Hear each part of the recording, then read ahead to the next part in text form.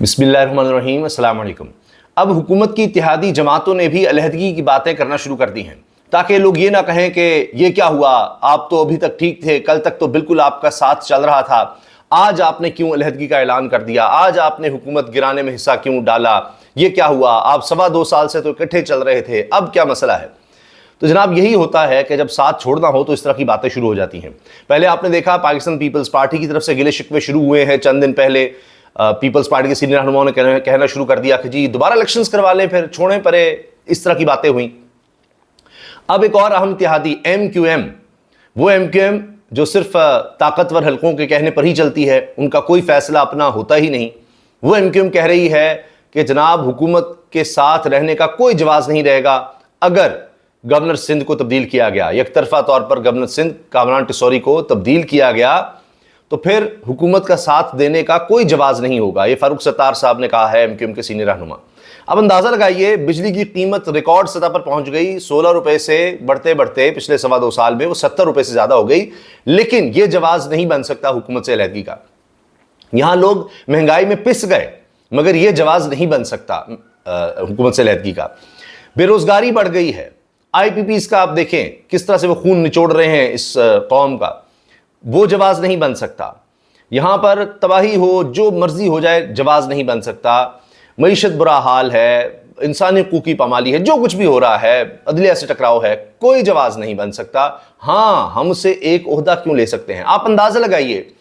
کہ یہاں پر سیاستدانوں میں، حکومتی جماعتوں میں کیا سوچ ہے، صرف اور صرف اقتدار کی ہوس ہے اور کچھ نہیں۔ یہ سب جھوٹ ہے کہ جی ہم کوئی خدمت یا لوگوں کا خیال نہیں۔ آپ دیکھیے جو مرضی کر لیں، عوام کے ساتھ جو مرضی کر دیں، کوئی بھی علیحدہ نہیں ہوگا۔ ان کے عہدوں پر اگر کچھ آئے گا تو پھر یہ علیحدہ ہونا شروع ہو جاتے ہیں۔ لیکن یہ فیصلے ایسے ہی تو نہیں کرتے، یہ کس طرف اشارے ہیں؟ اب اسحاق ڈار صاحب بھی مکس باتیں کر رہے ہیں۔ وہ کہتے ہیں کہ جی یہ جو خبریں ہیں کہ بشیر میمن کو جو ڈی جی ایف آئی اے رہے اور انہوں نے بڑا سرو کیا نون لیگ کو بڑا زبردست طریقے سے،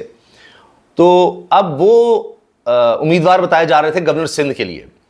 تو لہٰذا ایم کیو ایم نے بیان دے دیا کہ جی اگر کامران ٹیسوری کو بدلا گیا تو پھر تو ہم حکومت سے علیحدہ ہو جائیں گے۔ اسحاق ڈار صاحب نے کہا کہ ابھی پیپلز پارٹی سے مشاورت جاری ہے، ابھی فیصلہ نہیں ہوا۔ اب یہ بھی عجیب بات ہے، کہہ رہے ہیں جی یہ خبریں غلط ہے بشیر میمن کو گورنر سندھ لگانے کی، لیکن مشاورت بھی اس پر جاری ہے، تو وہ تو اشارہ بھی دے رہے ہیں۔ اب یہ بھی ایسے تاثر ملتا ہے کہ جیسے حکومت خود چاہتی ہے کہ اچھا کچھ ایسا ہو جائے، ہمیں سیاسی شہادت مل جائے یا وفاق سے حکومت چلی بھی جائے، ہم پنجاب میں رہیں، وہاں پر ہم کمفرٹیبل ہیں، یہ جو بھی مشکل فیصلے ہیں، آئی ایم ایف، بجلی مہنگی، یہ ہمارے اوپر نہ آئے۔ تو یہ بھی ایک سوچ چل رہی ہے، لیکن آخری وقت تک ظاہر ہے کہ کوششیں چلتی ہیں۔ ہماری اطلاعات یہی ہیں کہ 2 مہینے میں سارا اب یہ نظام تلپٹ ہو رہا ہے، نگران سیٹ اپ بھی آ رہا ہے، قومی حکومت بھی آ رہی ہے، عمران خان رہا بھی ہو رہے ہیں، اور ایک دفعہ عمران خان کی رہائی ہو گئی تو اس کے بعد تو پھر کہانی کچھ اور ہوگی۔ پھر تو آپ جو مرضی کر لیں، سیاست تو پہلے عمران خان کے گرد گھوم رہی ہے، جب وہ جیل میں ہے تو آزاد ہوگا تو پھر کیا ہوگا؟ ان کی تو گارنٹی یہ تھی کہ عمران خان جیل میں ہوگا، قاضی فائصہ صاحب چیف جسٹس ہوں گے۔ اب قاضی فائصہ صاحب کا مسئلہ یہ بن گیا ہے کہ ان کو بھی نظر آ رہا ہے کہ اب ایکسٹینشن ملنا ناممکن ہوتا جا رہا ہے، اور خاص طور پر اب پریشر حکومت پر بڑھ رہا ہے۔ ابھی ایک کیس تھا مبارک ثانی کیس، اس میں آپ نے دیکھا کہ اسمبلی کے اندر بھی تقریریں ہوئی ہیں اور اس میں پیپلز پارٹی کے لوگ بھی اس میں شامل ہیں جنہوں نے سخت تقریریں کی ہیں۔ اب اس حوالے سے یہ خبر آئی ہے کہ علماء سے خفیہ ملاقات کر کے مبارک ثانی کیس میں مدد کی درخواست کی ہے چیف جسٹس قاضی فائز عیسیٰ نے، کیونکہ حکومت کو لگتا ہے کہ قاضی صاحب تو اب بوجھ بنتے جا رہے ہیں، مگر قاضی صاحب بھی آگے حکومت کے اور اسٹیبلشمنٹ کے خلاف کوئی بھی فیصلہ اس طرح کا دے سکتے ہیں، لیکن آخری کوششیں بھی جاری ہیں، پلان سی بھی جاری ہے۔ وہ پلان سی کیا ہے؟ جس میں نون لیگ کو اور سیٹیں دلوائی جا رہی ہیں کہ اچھا مخصوص نشستیں نہیں ملتی تو جنرل نشستیں دے دیتے ہیں۔ اس پر قاضی فائصہ صاحب نے ابھی 3 رکنی بینچ کی سربراہی کرتے ہوئے 3 سیٹیں نون لیگ کو دے دی ہیں جو ریکاؤنٹنگ کی تھی۔ ایسی ریکاؤنٹنگ بھی کبھی نہیں ہوئی کہ نون لیگ کے جو امیدوار تھے ان کا ایک ووٹ بھی ریجیکٹ نہیں ہوا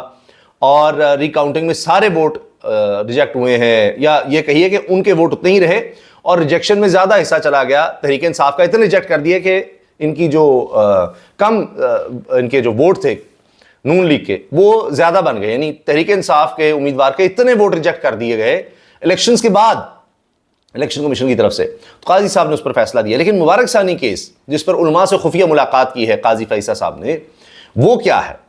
وہ یہ ہے کہ یہ مذہبی طور پر ایک بڑا اہم کیس بن گیا، جس پر مذہبی جماعتیں ہی نہیں، اسمبلی میں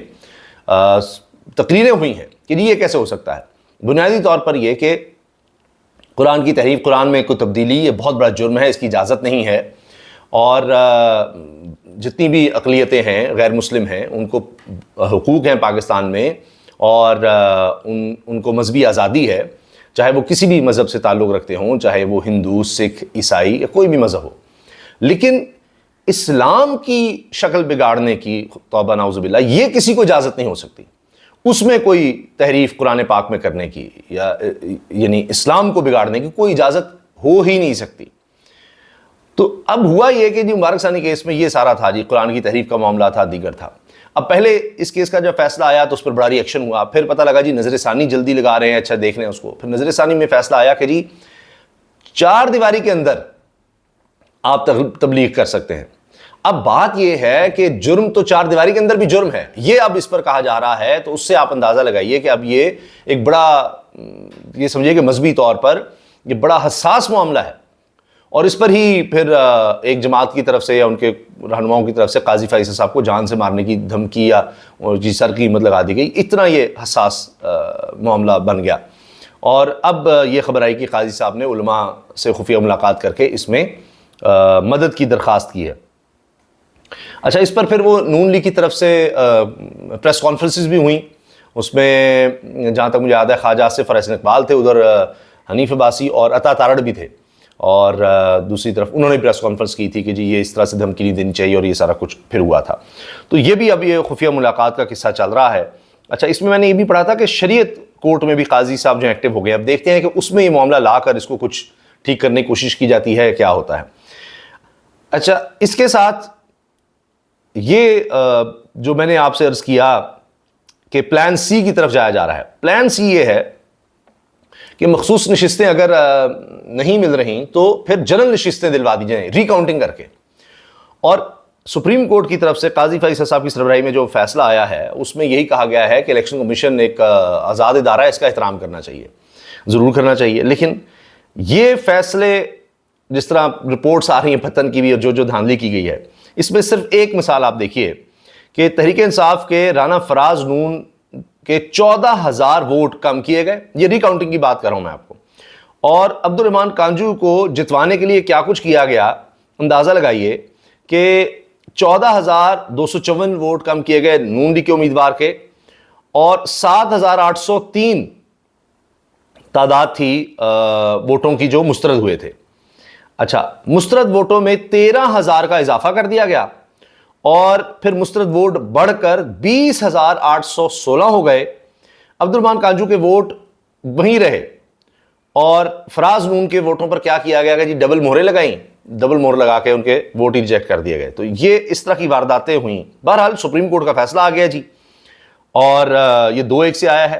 اور اس میں اب یہ ہوا ہے کہ جی نون لیگ کو 3 اور سیٹیں مل گئی ہیں۔ تو اب پلان سی یہ ہے کہ اسی طرح سے سیٹیں دلوا کر نون لیگ کی میجورٹی بنوا دی جائے اتحادی، اور 2-1 دے کر، اور پھر قاضی صاحب کو ایکسٹینشن مل سکے۔ مگر مسئلہ یہ ہے کہ ججز کی میجورٹی یہ نہیں چاہتی، وہ